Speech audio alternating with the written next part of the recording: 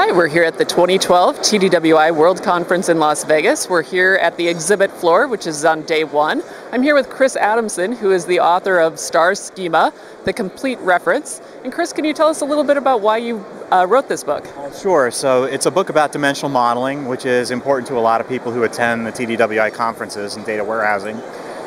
It describes how they can design, how they can capture business requirements for process measurement, how to design potentially data structures that would store that information, and how you would present that information to end users. So it's really a book about dimensional modeling specifically, and Star Schema is one aspect of dimensional modeling that's kind of well known, and so that's why it was chosen for the title. Great. And so what makes this book different from other books that might be out there? Well, there are a couple of really good books about dimensional modeling and Star Schema out there. A lot of them focus on specific data warehouse architectures. And I've found, especially since I've been teaching at TDWI, which is almost 7 years now, that I encounter people who use the Star Schema in many different settings. And they all need information about the principles of design and the best practices. But until now, they've been forced to go to books that also espouse a particular data warehouse architecture.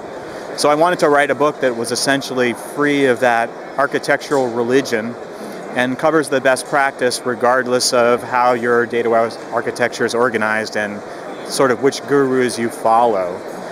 The other thing that I wanted to do is that a lot of books that I really like about Star Schema are very useful to understand the concepts that are very difficult to use as a reference. And so if you need to understand a particular design technique and you look at a book like that, you have to flick back and forth between chapters that deal with insurance and chapters that deal with healthcare and chapters that deal with sales or whatever. So I kind of turned it inside out. I organized the book by certain design concepts that are familiar to people who study dimensional modeling, and I let the examples follow the concepts rather than reverse.